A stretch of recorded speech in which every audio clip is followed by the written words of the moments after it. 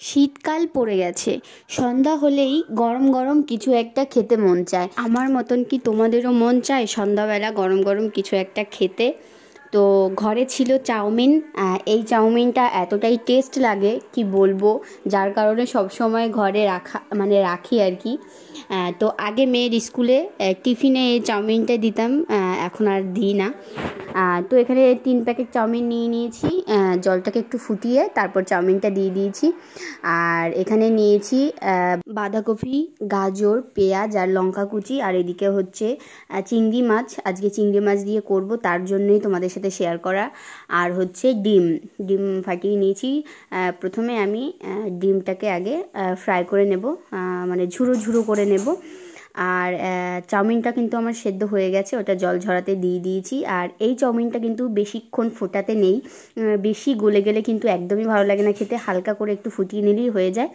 তো তারপর ডিমটা আমার ভাজা হয়ে গেছে, এবার আমি চিংড়ি মাছগুলোকে ভেজে নেব। আর চিংড়ি মাছগুলো কিন্তু বেশি ভাজা যাবে না, বেশি ভাজতে গেলে কড়া কড়া হয়ে গেলে কিন্তু খেতে একদমই টেস্ট হবে না। মানে যখন খাওয়ার সময় কিন্তু এটা হার্ড লাগবে। তো তারপর হচ্ছে এখানে গাজর আর পেঁয়াজটা দিয়ে দিলাম। এগুলো কিন্তু বেশি ফ্রাই করা যাবে না, কোনো রকমে একটু নরম হলেই হবে। তারপরে দিয়ে দিলাম বাঁধাকপি আর হচ্ছে লঙ্কা কুচি। তো এগুলো কোনো রকমে একটু নরম হবে, তারপর আমি চাউমিনটা দিয়ে দেব। আর চাউমিনের ভেতরে বাঁধাকপিটা কিন্তু দিতেই হবে, কারণ এটা দিলে আর একটু বেশি টেস্ট হয়।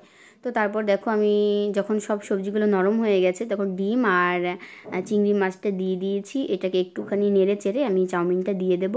আর চাউমিনটা কিন্তু আমি মাঝখান থেকে মানে কেটে কেটে দিয়েছি, যার কারণে আমাকে এটা নাড়াচাড়া করতে সুবিধা হবে। আর দেখো খুন্তি দিয়ে হচ্ছে না বলে আমি একটা কাঁটা চামচ নিয়েছি, আর কাঁটা চামচের সাহায্যে কত সুন্দরভাবে মানে সব মেশানো হয়ে যাচ্ছে, আমার সুবিধা হচ্ছে। তো দেখো মেশানো হয়ে গেছে কত সুন্দরভাবে। আর আমি এর ভেতরে কিন্তু একটুখানি গোলমরিচও দিয়েছিলাম, সেটা দেখানো হয়নি।